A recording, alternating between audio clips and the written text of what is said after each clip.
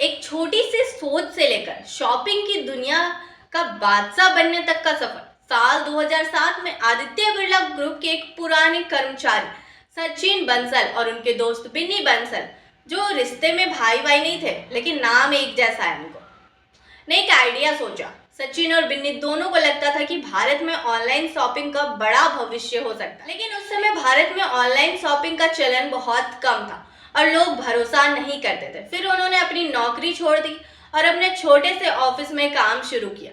उनका पहला उद्देश्य था एक वेबसाइट बनाना जिस पर लोग किताबें ऑनलाइन खरीद सके। इसे फ्लिपकार्ट नाम दिया गया, क्योंकि उस समय भारत में बहुत कम लोग ऑनलाइन शॉपिंग करते थे। इसलिए सचिन और बिन्नी ने शुरुआत में सिर्फ किताबें बेचना शुरू किया। उनका मानना था कि किताबें एक ऐसी चीज है जो लोग ऑनलाइन खरीदने में थोड़ा और आरामदायक महसूस करेंगे। फ्लिपकार्ट के पहले कुछ महीने संघर्ष में ही थे। वेबसाइट की ट्रैफिक बहुत ज़्यादा कम थी और शुरुआत दिनों में उन्होंने बहुत मेहनत। सचिन और बिन्नी खुद ही कस्टमर सर्विस कॉल्स लेते, पैकेजिंग करते और डिलीवरी भी करते। एंटरटेनिंग ग्राहक सेवा का दौर। फ्लिपकार्ट के शुरुआती दिनों में एक बहुत मज़ेदार घटना घटी। एक ग्राहक ने एक किताब मंगवाई थी, लेकिन जब डिलीवरी हुई तो वो किताब किसी अन्य ग्राहक को दी जा चुकी थी।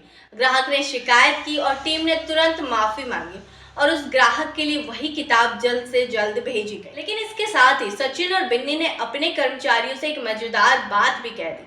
अगर किसी किताब की डिलीवरी गलत हो तो हमें तो डिलीवरी करने का तरीका और तेज करना पड़ेगा। इसके बाद फ्लिपकार्ट ने अपनी तकनीकी टीम को और मज़ेदार तरीके से काम करने के लिए प्रेरित किया। सिस्टम में सुधार किया ताकि वेबसाइट पर किसी भी वक्त खरीदारी करना आसान हो।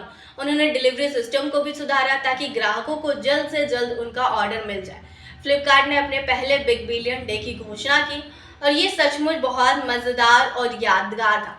लाखों ग्राहक वेबसाइट पर गए और एक दिन में लाखों सामान बिक गए, लेकिन कुछ तकनीकी समस्याओं के कारण वेबसाइट क्रैश हो गई। ये हंसी मजाक वाली स्थिति बन गई, लेकिन फ्लिपकार्ट ने इसे एक शानदार मार्केटिंग टूल के रूप में इस्तेमाल किया। अगले साल उन्होंने और भी शानदार डील्स और ऑफर्स के साथ इसे दोहराया। इस दौरान फ्लिपकार्ट ने अपनी सर्विस में लगातार सुधार किया, हर साल अपनी स्टॉक और डिलीवरी नेटवर्क का विस्तार किया। उन्होंने मोबाइल, इलेक्ट्रॉनिक्स, फैशन और दूसरे सामान भी बेचना शुरू किया। अब फ्लिपकार्ट सिर्फ किताबों तक सीमित नहीं था, बल्कि हर चीज की ऑनलाइन शॉपिंग का सबसे बड़ा नाम बन चुका था। Cash on delivery. भारतीय बाजार में बहुत से लोग ऑनलाइन पेमेंट के बारे में संकोच कर फ्लिपकार्ट ने इसे बदलने के लिए कैश ऑन डिलीवरी का विकल्प पेश किया, जिससे ग्राहकों को भरोसा हुआ कि अगर सामान नहीं आया तो वे पैसा नहीं देंगे।